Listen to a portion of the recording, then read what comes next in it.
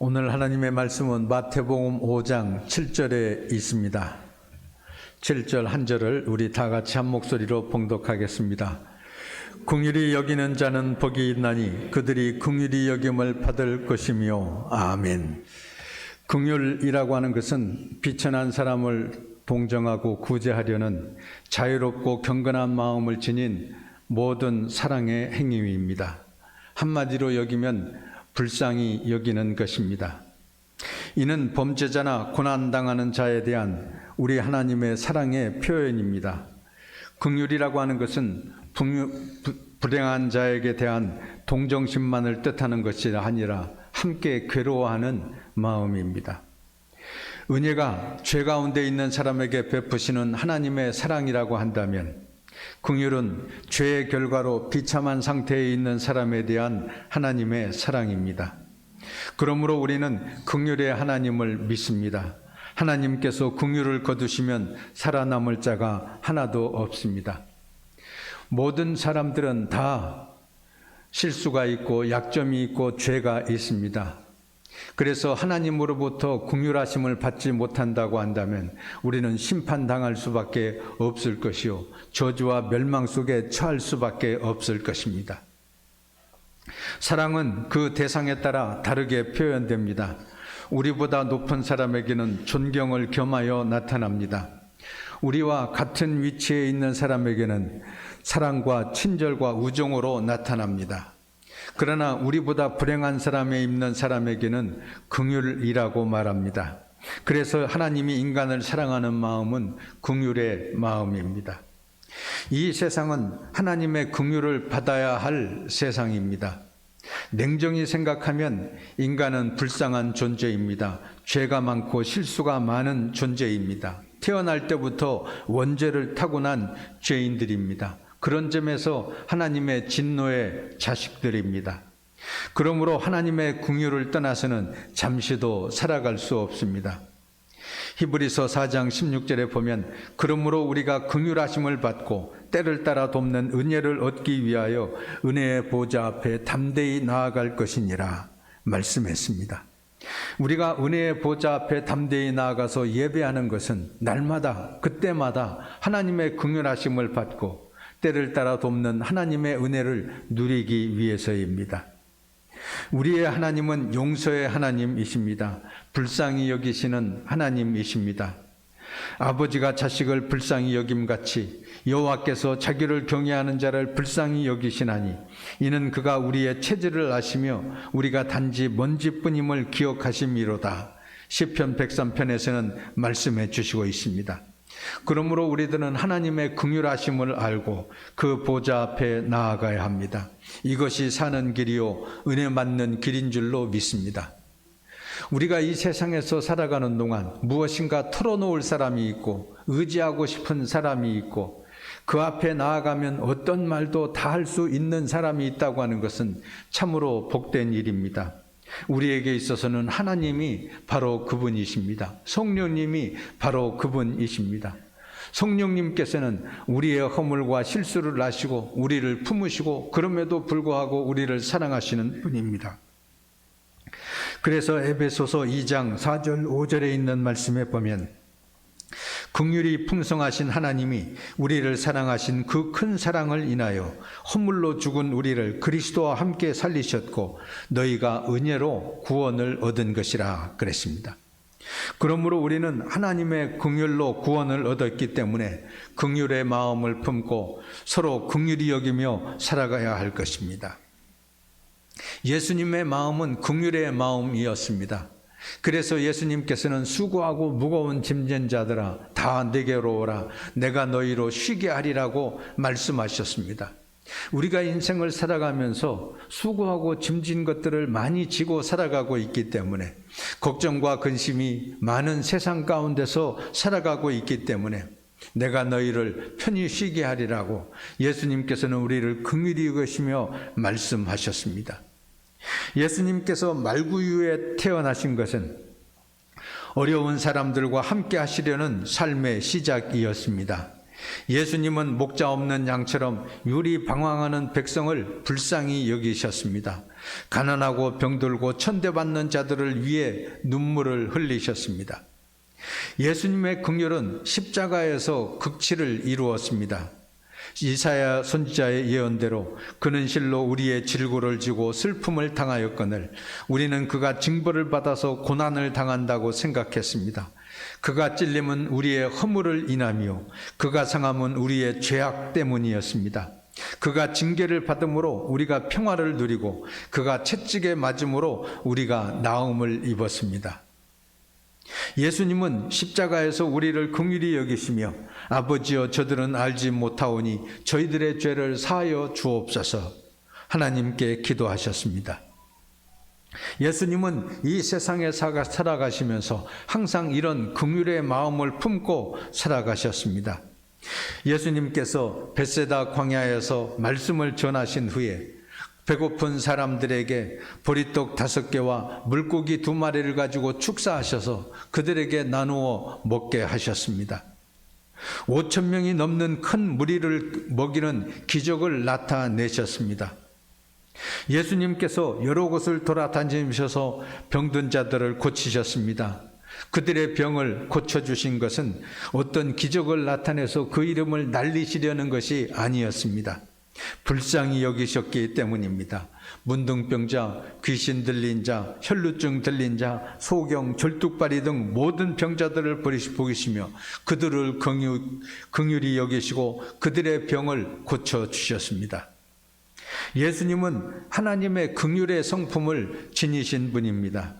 그러나 인간에게는 본래 강팍하고 잔인한 면이 있습니다. 남을 미워하고 자기 마음에 들지 않으면 비참해지기를 원하는 악한 측면도 있습니다. 그러나 우리가 하나님의 긍휼, 예수님의 긍휼을 바라보면서 긍휼의 마음을 품고 살아가야 될 것입니다. 예수님께서는 선한 사마리아인의 비유를 들으심으로써 긍휼의 인간상을 우리에게 가르쳐 주셨습니다. 어떤 사람이 예루살렘에서 여리고로 내려가다가 강도를 만나게 되었습니다. 강도들은 그를 때리고 물건을 빼앗고 거의 죽일 지경에 이르게 만들어 놓은 후에 도망가 버리고 말았습니다. 그때 제사장이 이것을 보았지만은 그냥 지나갔습니다. 레위인도 본체만 만체하고 지나갔습니다. 하지만 사마리아인은 그를 불쌍히 여겨 가까이 가서 기름과 포도주로 그 상처를 치료해 주었습니다. 자기 짐승에 태워서 주막으로 데리고 가서까지 돌보아 주었습니다. 그리고 돌보는 데 필요한 돈까지 맡겨놓고 여행을 계속 떠났습니다. 예수님께서는 이 선한 사마리아인의 비유를 통하여 강도 만난 자의 이웃은 긍휼을 베푼 자임을 우리에게 가르쳐 주시고 있습니다. 1950년대, 60년대에 활동했던 사도법관이라고 불리우는 김홍석 판사가 있습니다. 그는 긍휼의 마음을 가진 법관이었습니다. 그는 법정에서 피고인들에게 형을 선고한 후에 조용히 감방을 면회하고 사랑으로 그의 가족들을 돌보았습니다. 그의 긍휼을 담은 재판에 감동되어서 사형 선고를 받은 피고인까지 울게 만들었습니다. 어느 날은 법정에서 재판을 마치고 집으로 돌아와 저녁 식사를 하다가 숟가락을 놓고 울고 있었습니다. 그는 낮에 법정에 나와 앉아있던 가난한 피고인들과 가족들이 지금 추운 방에서 떨고 있을 생각을 하니 밥이 넘어가지 않는다고 말했습니다. 그는 이렇게 긍휼의 마음을 품고 살다가 51세의 젊은 나이에 죽고 말았습니다만 그의 긍휼은 후세에 남아 영화까지 만들어졌습니다. 오늘도 예수님께서는 긍휼히 여기는 자는 복이 있나니 그들이 긍휼히 여김을 받을 것이며 이렇게 말씀하고 있습니다. 긍휼히 여긴다고 하는 것은 무엇을 뜻하는 것일까요? 첫째로 우리가 긍휼히 여기는 자가 될 때 하나님으로부터 긍휼히 여김을 받게 된다고 말씀하고 있습니다. 우리의 소망은 하나님의 긍휼을 힘입는 것입니다. 사람들에게 긍휼히 여김을 받는 것이 아니라 하나님의 긍휼하심을 받는다고 하는 것은 얼마나 복된 일인지 모릅니다. 우리가 가장 크게 하나님으로부터 긍휼히 여김을 받은 것은 독생자 예수 그리스도를 보내주신 것입니다. 우리를 죄와 사망과 심판과 멸망에서 구원해 주시기 위해 우리에게 긍휼을 베푸사 자기의 아들 예수 그리스도를 십자가에 피 흘려 돌아가시게 했습니다. 이로 인해서 우리는 하나님의 사랑을 받게 되었습니다. 둘째로 우리는 다른 사람을 용서해 줌으로써 긍휼을 받을 수 있습니다. 우리가 항상 주기도문 하면서 우리가 우리에게 죄 지은 자를 사하여 준 것 같이 우리의 죄를 사하여 주옵시고 라고 고백합니다. 우리가 남에게 용서해 준 것만큼 용서를 받을 수 있습니다. 그러므로 다른 사람을 용서하지 않으면 우리는 하나님의 용서를 받을 수 없을 것입니다. 우리가 하나님께로부터 긍휼히 여김을 받으려면 형제들의 죄를 서로 용서해 줄 수 있어야 합니다. 스데반 집사는 바로 이 사실을 알았습니다. 아무런 잘못도 없이 복음을 전하다가 유대인의 돌에 맞아 죽으면서 오히려 저 악한 무리의 죄를 용서해 주옵소서 하나님께 기도했습니다. 자기에게 해를 가하는 자들에 대해 죄를 용서함으로 하나님의 큰 긍휼을 힘입게 됩니다. 스데반 집사의 눈앞에 하늘문이 열리는 축복을 받았습니다. 셋째로 지극히 작은 자에게 긍휼을 베풀므로 인해서 우리는 하나님으로부터 긍휼하심을 힘입게 됩니다. 예수님은 작은 자에게 긍휼을 베푼 자에게 이렇게 말씀하셨습니다. 내 아버지께 복받을 자들이여 나와 창세로부터 너희를 위하여 예비된 나라를 상속받으라.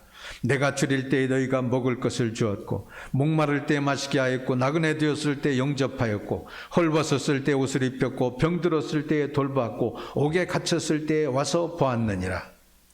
내가 진실로 너희에게 이르노니 너희가 여기 내 형제 중에 지극히 작은 자 하나에게 한 것이 곧 내게 한 것이니라.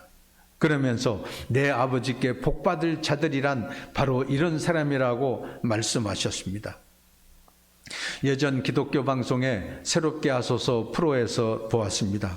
한 소아마비 가출 소녀의 간증이었습니다. 그 수녀는 부모 밑에서 어렵고 힘들게 살아가고 있었습니다. 그런데 어느 날 내가 부모님에게 이렇게 폐를 끼치며 힘들게 살아가는 것보다 내가 나가서 내 밥값이라도 해야 되겠다 생각을 하게 되었습니다. 그녀는 용기를 내서 가출을 했습니다. 그러나 하루 종일 시내를 헤매면서 일거리를 찾아다녔지만 그를 맞이해 주는 사람은 아무도 없었습니다. 며칠 동안을 이렇게 굶고 돌아다니다가 기진맥진 길거리에 쓰러졌습니다. 마침 파출소 순경이 이것을 보고 파출소로 데려가서 대합실 의자에 편안히 앉게 했습니다. 며칠 밥도 못 먹고 쓰러진 것을 알고 그는 그 소녀를 불쌍히 여겼습니다. 응십점에서 설렁탕 한 그릇을 사다 주어서 그것을 먹는데 그때 그 순경의 얼굴이 예수님의 얼굴로 변하다라는 것이었습니다. 그 사랑을, 그 긍휼을 힘입어서 이 소녀는 용기를 내어 자기에게 주어진 일을 하기 시작했습니다. 예수님은 우리에게 형제를 용서해 주어야 하나님으로부터 용서받을 수 있다고 말씀하셨습니다. 예수님은 한 비유를 들어서 또 말씀해 주셨습니다. 어떤 죄인이 종을 불러서 회개할 때 한 종이 1만 달란트라고 하는 엄청난 빚을 졌습니다. 주인은 갚을 길 없는 그 종을 결국에는 불쌍히 여겨서 전부를 탕감해 주었습니다. 얼마나 기뻤겠습니까? 기분 좋아서 그 감옥문을 나오는데 나가는 길에서 자기에게 100데나리온의 작은 빚진 동료를 만나게 되었습니다. 그는 빚을 갚으라고 큰 소리를 치면서 채근을 했습니다. 동료는 내가 가진 것이 없으니 조금만 더 참아달라고 애원을 했습니다. 그러나 그는 그 간청을 들어주지 않고 그를 감옥에 가두어 버렸습니다. 이 소식을 들은 주인은 노했습니다. 그를 불러다가 말합니다. 이 악한 종아, 내가 빌기에 나는 너의 빚을 전부 탕감하여 주었거늘 내가 너를 불쌍히 여김같이 너도 내 동료를 불쌍히 여김이 마땅치 아니하냐 하면서 그 빚을 다 갚도록 그를 간수에게 넘겼습니다. 그리고 예수님께서는 말씀하셨습니다. 너희가 사람의 잘못을 용서하면 너희 하늘 아버지께서도 너희 잘못을 용서하시려니와 너희가 사람의 잘못을 용서하지 아니하면 너희 아버지께서도 너희 잘못을 용서하지 아니하시리라. 마태복음 6장에서 말씀하셨습니다. 예수님은 십자가 위에서 긍휼이 풍성한 사랑을 나타내셨습니다. 아버지여, 저희들은 알지 못하오나 저희들의 죄를 사하여 주옵소서 기도하셨습니다. 우리는 이토록 큰 사랑과 용서를 우리 주님으로부터 받았습니다. 예수님은 이 용서를 다른 사람에게 베풀지 아니할 때 긍휼 없는 심판을 예고하고 있습니다.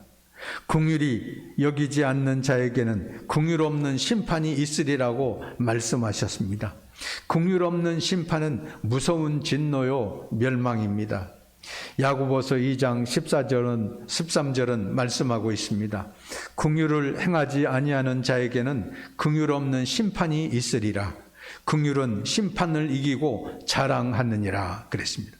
주님의 심판을 이기고 자랑스럽게 승리자로 나아갈 수 있는 것이 바로 긍휼입니다. 언제나 서로를 긍휼히 여김으로 하나님으로부터도 긍휼의 복을 받는 여러분 다 되시기를 주의 이름으로 축원합니다. 우리를 긍휼히 여기시는 하나님, 저희들로 하여금 긍휼히 여기는 자의 복을 받게 하여 주시옵소서. 하나님의 긍휼과 예수님의 긍휼을 받고 살아가는 저희들이오니 서로를 긍휼히 여기며 살게 하여 주시옵소서.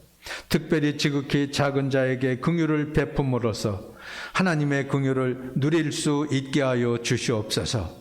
저희들이 항상 긍휼하심을 받고 때를 따라 돕는 은혜를 얻기 위하여 은혜의 보좌 앞에 담대히 나아가게 하여 주시옵소서. 예수 그리스도의 이름으로 기도하옵나이다. 아멘.